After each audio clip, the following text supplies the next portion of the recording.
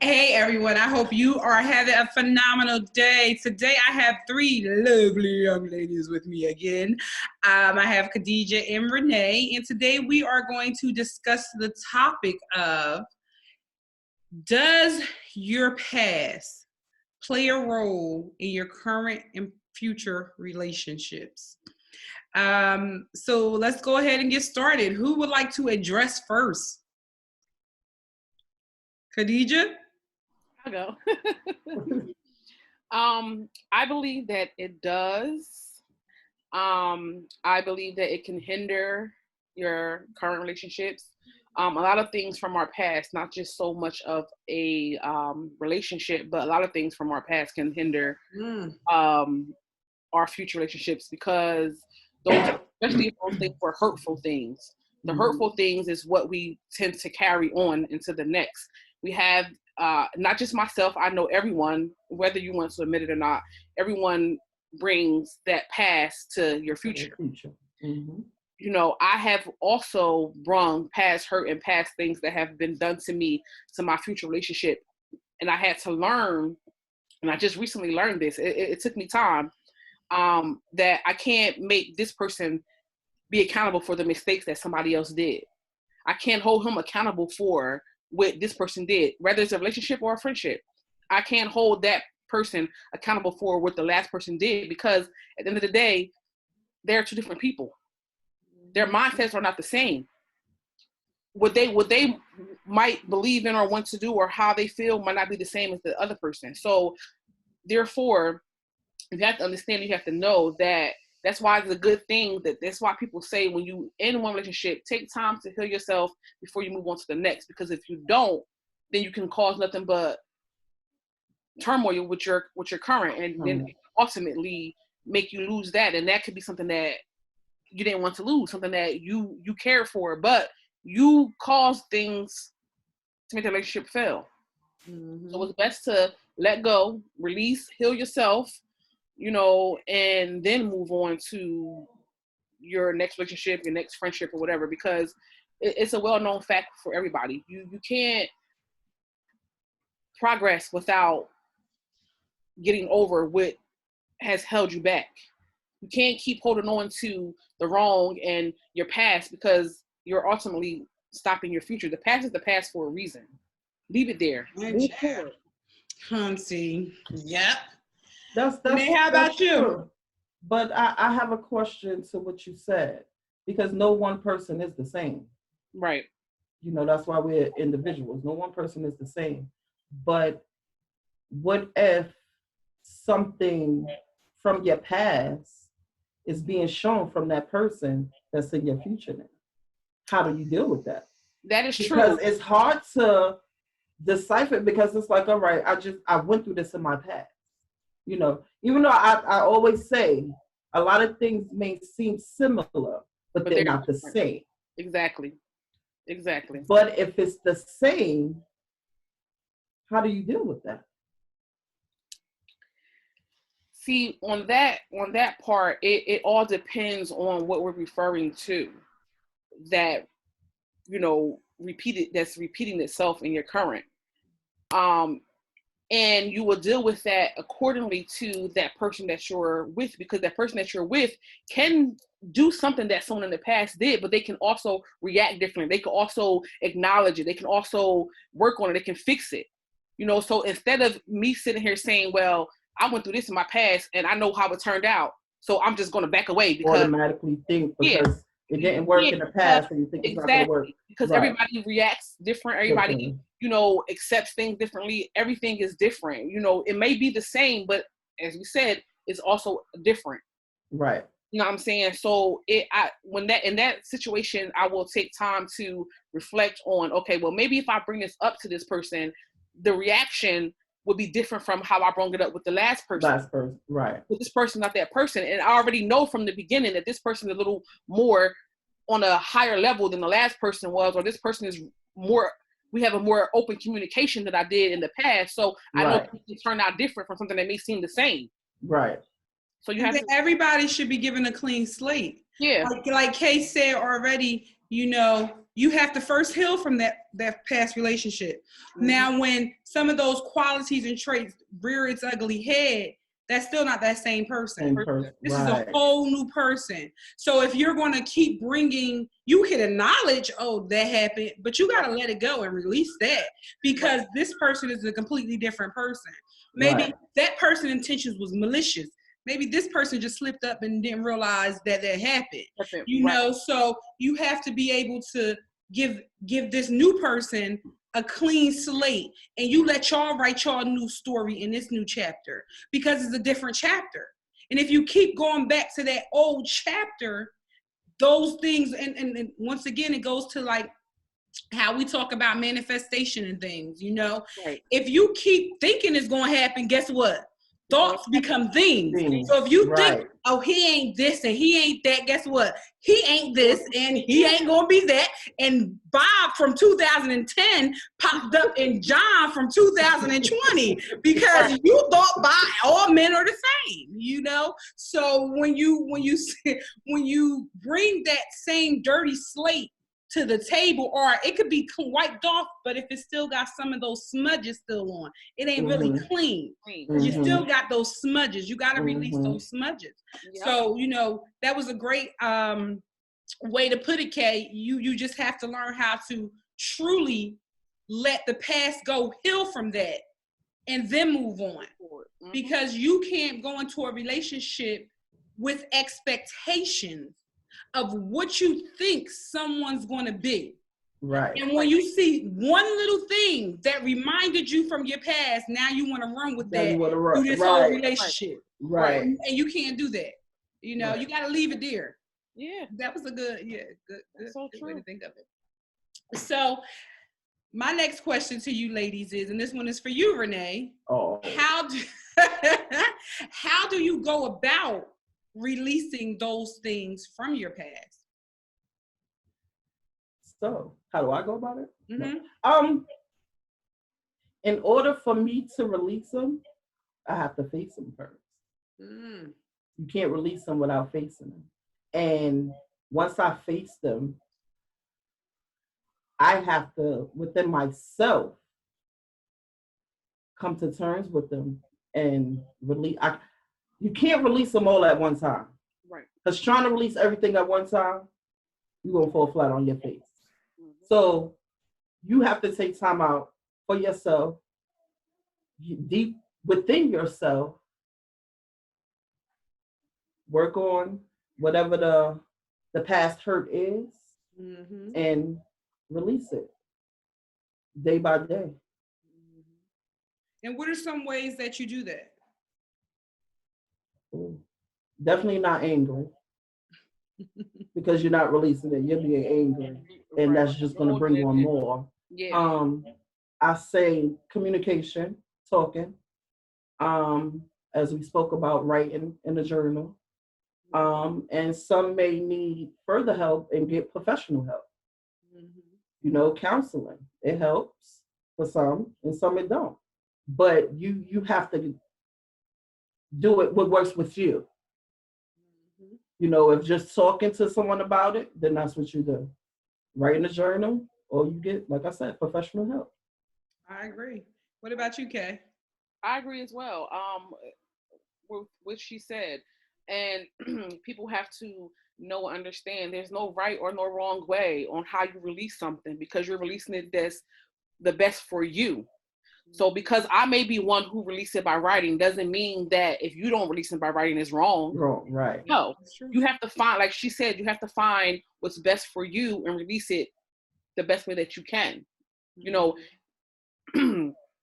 I write here and there, and I also talk. You know, I have that sister circle where I can release things I can vent to and I can talk. And I talk about it, so sometimes that helps as well. And then not only that, but prayer.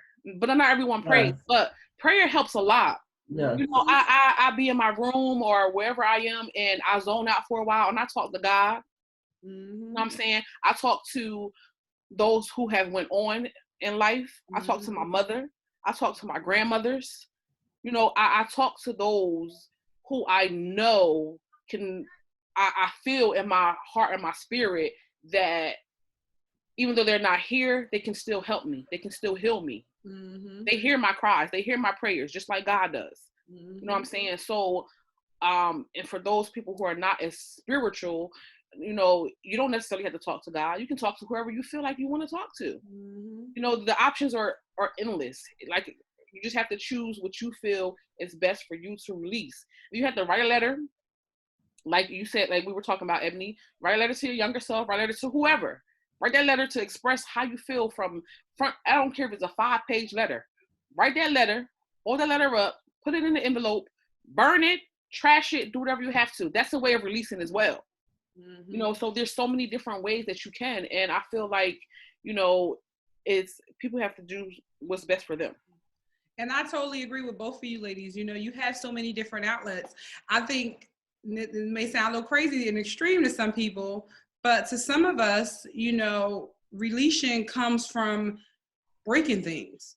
That may be a way that you release. That's why, you know, nowadays they have those break rooms where you can go and break stuff.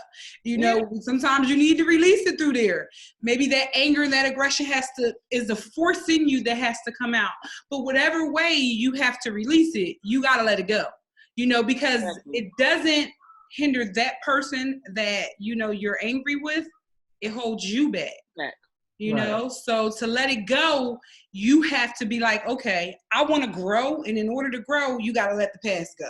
And that's just basic 1 + 1 is 2. Yeah. You know, because you can't grow holding on to something else. I wanted to ask you ladies, as we was just talking, how do you forgive someone who is not sorry? I can answer that because I've been in so many situations. Mm-hmm. And for me, I'm not forgiving them for them. Mm-hmm. I'm forgiving them for me. So whether you're a forgiving person or you're not, whether I forgive you to your face or whether I forgive you to myself, I'm going to forgive because I will not allow your burdens to be weighed on me and carried with me every single day. So in order, you know, for me to lift that burden off of me, I have to forgive and move on. I don't have to tell you I forgive you. I don't have to physically say to you, oh, I forgive you for what you did to me. No, that's not always what forgiveness is about. You don't have to always physically say that to that person. People would think that, oh, I'm not forgiving nobody because they shouldn't have did it or they shouldn't have been aware. But then you're going to hold that burden and get on you for forever. And they've been moved on. They done moved on. They done moved on. Exactly. So, and I tell people this, and I say this for those who, you know, in my circle that know things I've been through, whatever, you know, it wasn't hard. At first it was hard for me to forgive, but then I had to sit back because of the hurt. I was hurt. So in my mind, I wasn't thinking about forgiveness. I wasn't thinking about none of that. I was hurt. So only thing I could think about was the hurt that this person caused me, this hurt that this person have done to me. But I had to sit back and I had to think and I had to realize, you know what? They did hurt me, but I can no longer allow what they did in the past that hurt me to affect me moving forward. Amen. So I'm going to forgive them so I can release this off of me and I can move forward. I can forgive you and still not talk to you, or I can forgive you and still not deal with you in that certain way that I did before because I already know what you're capable of. So I'm going to forgive you for myself, not for you. That's basically what it is for me. I agree. How about you, Renee? I agree. Mm-hmm. I definitely agree. Yeah, forgiveness is never about the other person. And I know to some people it sounds so crazy, but forgiveness, like I just said not too long ago, forgiveness, if you don't forgive, you bottle. Yep. And just like if you took a soda bottle, right? And that bottle is all the things that happen. If you shake that bottle up one time and you open that top, it erupts. Yep. Right. Why do you want to have all that acid, all that negativity, all that bad energy bottled up in you? So when someone new comes along and they do something so small to shake the bottle up, and then boom, you exploded. You can really block your blessings by not learning how to practice forgiveness. It's a tool you need to learn. God forgive, and this is something I always have to tell myself, especially when I'm dealing with people who ain't sorry for what they did. I gotta say, well, Ebony, you know what? Some things you do, you don't really be sorry for, but God forgive you. And like you said, okay, I know everybody ain't religious and everybody ain't spiritual, but the universe forgive you. Something you forgive you right? Why not think that nobody is perfect? If we can literally all honestly admit nobody in this world is perfect. Everybody's going to make a mistake. Forgiveness has to be the key. But don't allow somebody who didn't even, sometimes people don't even know they meant to hurt you, and sometimes people do it intentionally. Right. But you have to know, I can't allow what you did to affect how I am. Right. And then I bottle up that bitterness, and now I'm walking around angry because when I was 5, you did X, Y, and Z. When I was 20, you said X, Y, and Z. So now now you start seeing it in my personality and my attitude and how I treat others and how I am. Now you can't see the good in me because I'm so blocked up and built up with all the bad that happened to me. But God forgives us, and we want to be forgiven. So, you know, we have to learn how to also do that in return. Definitely 100% agree with you guys on that. So now that we have gotten those questions out the way, let's get to some, you know, sister girl stuff, honey, because we all know, you know, back again, we're talking general, and I want to bring it a little more specific, you know, because as women, on a general level, I think, like you said, Kay, we all do allow our past to some way, somehow affect us in our present. Mm-hmm. My question, how has your past affected you directly? What is holding, either one of y'all, go ahead. For me, my past has to do with my attitude. It is disgusting. And this attitude, if I can bottle it up and shake it up and let it explode somewhere else, I would. Because, I mean, our past is what makes us, honestly. You understand? But, you know, like she said, we don't have to hold on to it. But my attitude has been my attitude for whatever amount of years. I'm not going to say how old I am. 21, okay? All right, honey. 21 years.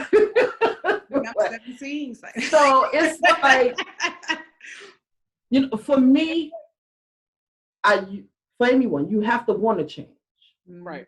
So if you don't want to change, it's not going to change. And for me, I want to change because it's affecting my relationships now in general. Right. And it bothers me. But I sit there, how am I supposed to do this? What am I supposed to do? This is all I've known all my life. Right. But this is being that it bothers me so much and it hurts. It's hurting me. So I know it's hurting the people that I'm doing it to, that I'm giving it to. How do I fix that? So before I can fix that, I have to fix me. And if you don't come to terms with what you're going through or what's internal, you're not lying to nobody but yourself. Right. You come to grips with it, change it. And that's where I'm at now, because my attitude is disgusting. I hate it. And again, it stems from my past. From childhood. Right. I mean, let's be honest. 46 years old. That was my childhood. That's not my life. I thought you was 21, honey. I mean, 21, right. Stick to the age. Like, that was my childhood. That's not my life anymore. Yeah. Right. Let that little girl go. And that's where I'm going to work on from today. And it doesn't happen April 3rd, 2020. I'm going to start today. Yeah. Yeah. It's not too late. It's not too late. It's not. And it doesn't happen overnight. It's not going to happen. it's just like, wait, you don't gain it over that one day. You ain't going to lose it overnight. Right. But it's the same thing with like our past. Our past didn't happen in one day. Right. Like, that was the buildup of who we are now. Right. So if you have those things, you have those issues, you have to break that wall down brick by brick by brick, and you got to take it down because those walls is up. And if you want to be able to see over that edge, to see the rainbow on the other side, you got to take each piece down one by one. You got to tackle it one by one, and don't feel rushed because ain't nobody you. It's your life. Right. Ain't nobody you. That's what I tell myself. Right. Ain't nobody. Look, let me tell you something. I love y'all. Y'all can tell me who I am and what I am on your perspective. But from my perspective, I know what's really holding me back. Only people that really 100% know your situation is you and God.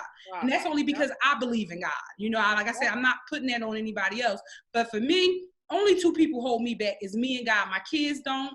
My mama don't. It ain't nobody else's fault. Because who I was then and who I am now, I could have changed that. It's nobody else's fault. I gotta accept my own accountability and be able to be self-aware of why I'm reacting and being who I am due to the situation.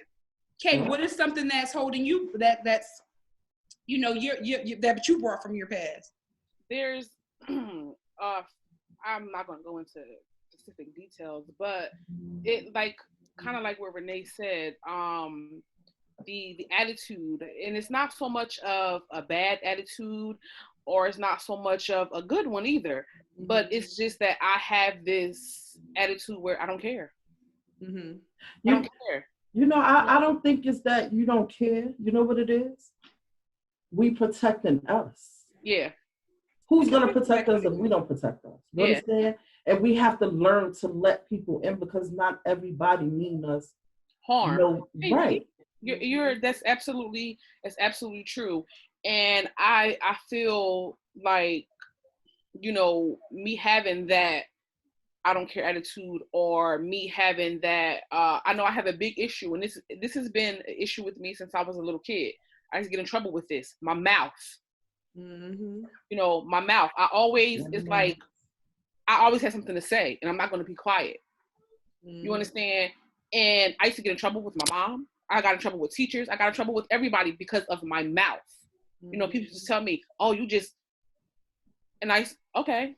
And what's the problem? But as I got older and I realized, and I'm trying to teach, my child, and I'm trying to teach my niece who has also the same kind of attitude as me, that it's not good. Mm-hmm. Your mouth can get you into a lot of trouble. It has gotten me into a lot of trouble, okay? Right. Into a lot of trouble. Get me in trouble. Yeah, and it still gets me into trouble. Like, I'm not even going to say that it doesn't. Mm-hmm. But it's just that, sometimes I have that, I don't even want to say that open mind, and I'm just going to say what I say. Mm-hmm. Whether you like it or you don't. However, but my issue is how it comes out. Exactly. The delivery. It's the deliverance. Yeah. Mm-hmm. It's like, I'm delivering it with this attitude. I don't care, which I might not mean to, but that's just how I was delivering things at that time, because I needed to work on myself. And I have to know that everybody's not responsible for the reason that I'm this way, or everybody's not responsible for mm-hmm. that all that pain and hurt that I have from my past, from being a child, from being an adult. Everybody's not responsible for that. So I can't always come off with everybody so defensively, which I have a thing. I do that a lot, and I know that. But I am like Renee was saying, I have been working on this for some time. I am working on it, and I am trying to adjust it and try to fix it. It's not going to happen overnight, and I'm not expecting it to happen overnight. But when I see the change within myself, so I'm proud of where I was to where I'm becoming. I'm not 100%, but I can see the change, and I can notice the change, and I am happy for that. Mm-hmm. Well, I totally agree. And I think something that we can all agree on is that we build up our own defense mechanism. Mm-hmm. And that's when you have a past, which everybody does. Everybody has a defense mechanism. My defense mechanism is I'm kind of like both of you ladies, but it's not really my attitude. It is not really my mouth. I just shut down. Yeah. I cut you off like you ain't never been to breathed air in my face, you know. And I would literally just be like, "Oh, you coming?" Like I will cut you off. I feel like, give me the scissors. And it could be a great in my defense. I don't care how good you are to me. If I see one thing, it'll be like, oh, boom, they gotta go, you know. And it's not even to say that it's somebody who is hurting me or being negative towards me. I cut people off even if I love you, even if I'm happy with you. But if you're getting too close, I gotta cut you off too. If you getting, because when you let people, this is my defense, I feel like how you said, Renee, when I let you in, now because of my past, people who I let in, oh, y'all hurt me. So now when I let you in, I gotta fall back because it's not moving how it should move, or now I'm getting too comfortable with you. When I get comfortable with people, I don't like that either. So, you know, like for me, I have to identify that. They call it self-sabotaging. And self-sabotaging could be done in so many different ways. Like some people cut, you know, when I say cut, like they cut themselves. Some people push the good away because they don't think they deserve it. Some people are suicidal. You know, some people, I mean, there's so many ways to self-sabotage.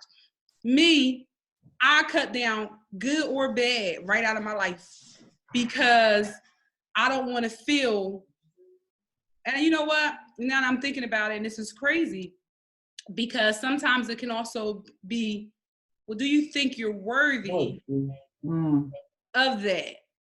Which is a level of self-sabotaging as well, because maybe I'm not worthy of this type of love because I'm so used to that kind of love that I was getting in. And now you come, and what's your motive? Right. What you want? Who sent you? What are you going to do to hurt me because that's what you're used to? So for me, you know, that has been my constant. I'll self-sabotage. He could be the best man in the world. Y'all know me. Like, oh no, honey, because I thought he was good, but you got something wrong with you too. Let me find it, you know? So now it brings me to another question. And this is probably a personal question. Okay. Do you think the relationships with your father has anything to do with how you are now? Yep. And when you answer this, I want you to, and like I said, this might be a little too deep. If you don't feel comfortable, you can say, you know, I don't feel comfortable. But I want you to dig into, just give us a little bit about you and your father's relationship and how it kind of compares to the relationship you have with men nowadays. So for me, my biological father wasn't in my life. I was raised by my sister and brother father, who I call my dad. Still with him being in my life, I still was looking for my dad, my father. You understand? And yes, as women, we do. When we look for these men, we look for certain things. You know, just like they do it too. You know, when they go look for women, they look for certain things of their mother, or they looking for that nurturing that they didn't get from their mother. And that's us as women, we do the same. As far as my dad, he was a straight up guy. He did, you know, from what I can see, what he was supposed to as a man. But from him and I'll say uncles, you understand, watching them in their relationships taught me what I wanted and what I didn't want, good and bad. You understand? Because I didn't see abuse, verbally, physically. I didn't see a lot of things. I didn't see this one cherished the ground that his woman walked on, did everything. You understand? So to answer your question, yes, you do. So do you feel like because we're gonna have to, and it's a shame because this is a topic, a subject on its own, you know, and we only got like 10 minutes before we clear this out. But do you feel like, because I don't want to go to your stepfather relationship. I want to go to that your daddy relationship, since he wasn't there. Do you yearn for him? I did. Do you feel like he should have been there for you to protect you, to, you know, so with him not being there, do you notice how it has affected you in let's say your trust? Do you have trust issues? Because now you have to deal with the abandonment of him leaving. You know, on that, as far as the abandonment, I'll be the first one to say, I'm done. I'm going to leave you before you leave me. And that part, yes, that comes from him abandoning me. And it's like, for me personally, when he had the chance to save me, he didn't. So then you didn't have... Listen, I'm going. Before you decide to leave, I'm going to leave before you. Because that feeling I never want to feel again. And that's crazy how I never put two and two together until just now. And you know what? And that's what we're here for, because there's always a connection. What about you, Kay? Yeah. But I know we don't have enough time for me to go into my story. But no, you got time. Go into your story. If we have to stop it and start it again, we'd be in part 2. Let's go. So I kind of the same situation, almost like Renee. You know, I had a wonderful, and to this day, I have a wonderful stepfather. You know, and nobody in this world can tell me that's not my father. You know, I will go to war with you if you tell me that this man is not my father, biologically or not. You understand what I'm saying? So not having my actual father, it's kind of different for me because my father wasn't physically always there, but he was there. You know, I spent several days, several nights at my grandmother's house where my father lived. You know, so it wasn't like I didn't see him, you know, but it was, I didn't get that. I never got the chance to be that daddy's little girl. Daddy's little girl. It bothered me for almost my entire life because I wanted that. I wanted to feel what it was like to be able to walk around and say, I'm daddy's little girl. You know, or have that affection and that love. You know, I had affection and love from my stepfather, from my uncle, you know, from my godfather. I had that. But it's not the same when it's coming from your actual father. And when you know that this is your actual father. I knew who my father was. You know, like I said, I was around him.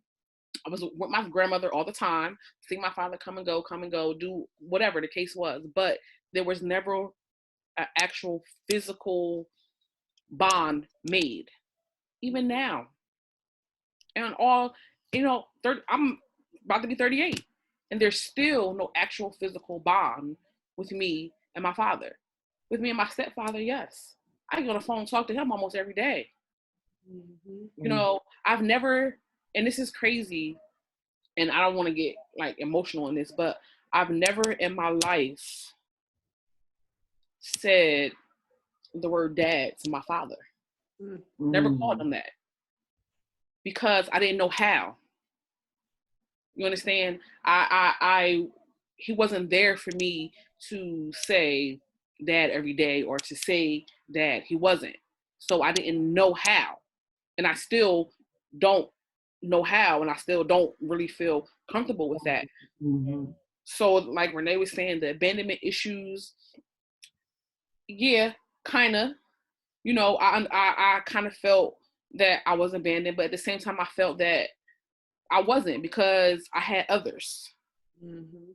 You know, and then when I got a little bit older to understand, I had to accept. I forgave my father.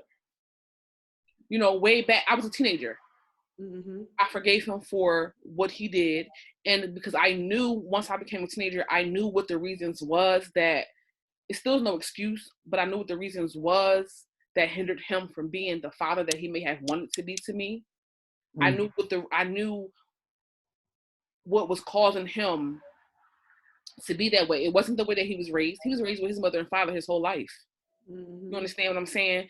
So it wasn't how he was raised, that had nothing to do with it. It was what he got caught up with out here in the streets that caused him to not be able to focus on raising his daughter. To this day, I'm still the only girl. You know what I'm saying? I have 2 brothers, but I don't have, my dad never had any more girls. I'm still the only girl. And I still yearn for that daddy's love. I still yearn for that daddy's little girl, even though I'm a grown woman. But it hasn't happened. You know what I'm saying? And I have this thing with, regardless if I'm grown or not, I'm the child. You're still the parent. Reach out. I shouldn't be the only one who tries to reach out, or shouldn't be the only one who wants to reach out. Reach out. You're a parent, not me. I could be 50 years old. I'm still your child. Reach out. And I think a lot of that has caused turmoil in most of my relationships, because I was looking for that love that I wanted from my father, or I was looking for that replacement that I was missing from my father. So it caused me to seek out and try to, and this is probably why, another reason why I stayed in relationships so long, because I didn't want to lose that person when I felt that person was giving me what I was missing.